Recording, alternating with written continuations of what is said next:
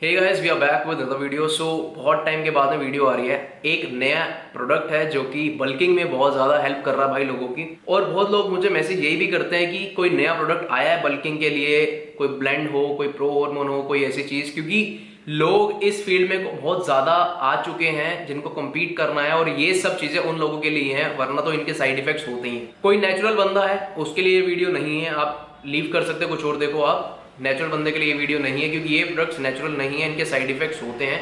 तो इस चीज़ को समझो। तो मैं बात कर रहा हूँ भाई गेन लैब्स के बल्क गेन ब्लेंड के बारे में, जिसमें आपको रेड 140 भी मिलता है, आपको एलजीडी भी मिलता है, इसके साथ में आपका कैफीन भी है इसमें, ताकि आपका मेंटल फोकस बना रहे।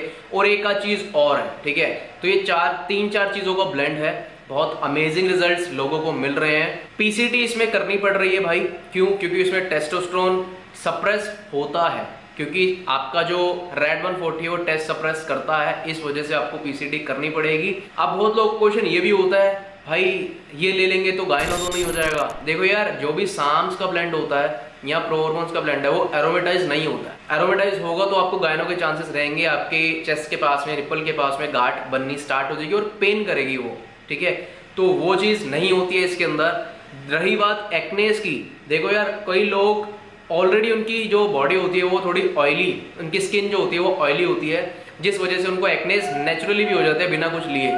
तो हो सकता है कि भाई इन सब चीज़ों से भी आपको हो, बट इसका भी सोल्यूशन होता है। आपको मेडिसिन प्रॉपर लेनी पड़ेगी जिससे कि वो ठीक हो जाएंगे, ठीक है। क्या ये जब हम ले रहे होते हैं, इन सब चीज़ों को लेके कॉम्पीट कर सकते हैं? देखो यार, ये सब चीज़ें कंपटीशन के लिए नहीं है, ये सब चीज़ें हैं आप ऑफ साइकिल के अंदर बल्क कर रहे हो तो बल्क प्रॉपर आपको करवा देगा। लेकिन जब आप कंपटीशन करते हैं तो उसमें प्रॉपर आपकी इंजेक्ट की साइकिल चलती है, उसके साथ में इन सब चीज़ों को स्टैक कर सकते हो।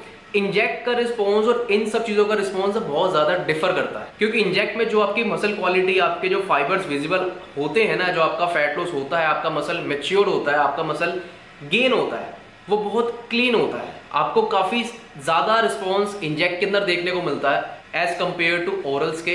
बट ओरल्स स्टिल स्टैक किए जाते हैं। आप सिर्फ सोचे कि सिर्फ ओरल्स को लेके आप कंपीट कर लेंगे, तो ऐसा नहीं है, ऐसा पॉसिबल ही नहीं है, ऐसा कर ही नहीं सकते। तो इसलिए इंजेक्ट लेते हैं काफ़ी लोग ड्यूरिंग कंपटीशन, ठीक है। कंपटीशन से पहले उनकी प्रॉपर साइकिल चलती है। सिर्फ इन सब चीज़ों को लेके आप मतलब स्टेज वाली बॉडी एग्जैक्ट वैसी मेडल वाली नहीं कर सकते हैं। इतना कर सकते हैं कि हाँ, स्टेज पे खड़े होंगे तो आपको लगेगी कि हाँ बॉडी है, ठीक है। कई लोग क्वेश्चन पूछते हैं, देखो यार हमें कंपटीशन करना है लेकिन इंजेक्ट नहीं लेना चाहते, ओरल से हो जाएगा? तो भाई उनका एक ही आंसर है, देखो बॉडी बन जाएगी, बट जो आपके साथ में कॉम्पिटिटर्स है ना, वो सब इंजेक्ट वाले हैं, उनकी कंडीशनिंग एक अलग लेवल पर होगी। आप उनके साथ में कंपीट नहीं कर सकते। खड़े हो सकते हो बट उतर जाओगे नीचे। तो ये थोड़ा फर्क होता है। बट कईयों की बॉडी का रिस्पॉन्स अच्छा होता है, बॉडी की कंडीशन अलग होती है, बॉडी का रिस्पॉन्स भी डिफरेंट होता है, उनको रिस्पॉन्स अच्छा मिल जाता है और वो कर भी लेते हैं। तो इसके अंदर क्या पीसीटी करनी पड़ती है? पीसीटी करनी पड़ती है भाई, ऑब्वियस सी बात है, टेस्टोस्टेरोन है इसके अंदर। तो क्या इसके अंदर हमें लिवर सपोर्ट लेके चलना पड़ेगा? यस, लिवर सपोर्ट आपको लेके चलना पड़ेगा, क्योंकि साम्स थोड़े लिवर टॉक्सिक होते हैं, आपको लिवर सपोर्ट लेना ही पड़ेगा। आप अगर किसी ब्रांड का लेना चाहते हैं उसका ले सकते हैं जो आप ऑलरेडी यूज़ कर रहे हो, ठीक है। नहीं तो आप नॉर्मल केमिस्ट शॉप से लिव 52 DS या फिर सिलिकॉन 140 दोनों को स्टैक कर लोगे तो बहुत बढ़िया है। एक को लिव 52 DS कर लोगे तो भी काम चल जाएगा। ये हार्श होता है बट इतना भी ज़्यादा नहीं होता जैसे कि एनाड्रोल या फिर डायनाबोल होती, बट आपको रिस्पॉन्स अमेजिंग मिलेंगे। अब रही बात, क्या ये जो गेनिंग करेगा इसके अंदर हमें हमारा वाटर रिटेन होगा, और जो गेन होगा वो क्या साइकिल छोड़ने के बाद चला जाएगा?